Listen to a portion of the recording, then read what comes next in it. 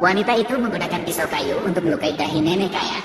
Tidak disangka, seekor serangga beracun keluar dari luka itu. Tanpa ragu, dia menusukkan pisau ke arah serangga beracun itu. Namun pada saat itu, paman kedua di sampingnya tiba-tiba menutupi lehernya dengan kesakitan. Mulutnya memuntahkan darah hitam. Hal ini membuat sang direktur yang menyaksikan kejadian itu terkejut. Ternyata, wanita itu sebenarnya adalah pendeta yang pandai di gunung. Dia lajang selama lebih dari 30 tahun, agar bisa memiliki seorang pewaris. Maka dia turun gunung sendiri, menemukan seorang pria dengan geng yang bagus untuk beristirahat bersamanya. Tak disangka dia baru saja menemukan tempat di mana jodohnya berada, dan langsung ditabrak oleh pria yang mabuk. Dia melihat dengan seksama, bukankah itu orang yang dia cari? Sungguh, mencari tanpa lelah. Akhirnya ditemukan tanpa usaha. Maka dia dengan sekali tepuk muncul, dan membawa pria itu ke kamarnya, mulai melaksanakan rencananya. Setelah berhasil mencapai tujuannya, menghapus kenangan pria itu tentang dirinya, tanpa belas kasihan, dia mengusirnya ke bawah gunung.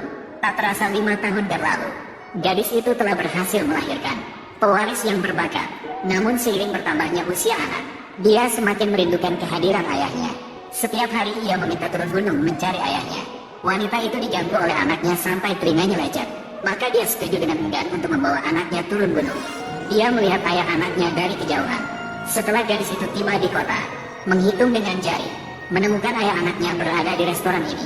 Maka dia memberitahu anaknya, "Nak, nanti di restoran ini, pria paling tampan itu adalah ayahmu, pemuda yang akan segera tampil sendirian.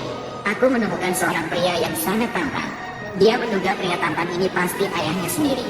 Maka dia segera memeluk pria itu dan memanggilnya ayah. Wanita itu panik dan segera menarik anaknya kembali, agar pria itu tidak mengetahui bahwa dia melahirkan anak secara diam-diam, dan akan bersaing dengannya untuk hak asuh anak. Awalnya dia tidak berniat membiarkan. Mereka hanya saling mengenali dari jauh. Tak disangka anak itu langsung memeluknya, dan sang direktur melihatnya tanpa banyak pikir, hanya karena dia telah kehilangan ingatannya oleh wanita itu. Dan dia datang ke sini untuk kencan buta, untuk membatalkan pertunangannya diatur keluarganya. Sang direktur dengan sengaja meminta asistennya untuk mencari seorang wanita yang memiliki anak, untuk kencan buta dan kemudian menikah dengannya. Maka dia mengira wanita itu adalah istri kontrak yang diatur oleh asistennya. "Kamu adalah wanita yang asisten carikan untuk menikah pura-pura denganku, lalu menangani pertunangan dari luar daerah. Aku sangat puas dengan kalian berdua. Selama kamu setuju menikah pura-pura denganku, aku berjanji, mulai sekarang, aku tidak akan pernah membiarkanmu disakiti oleh siapapun. Wan Tesu, menikah pura-pura, bukannya aku.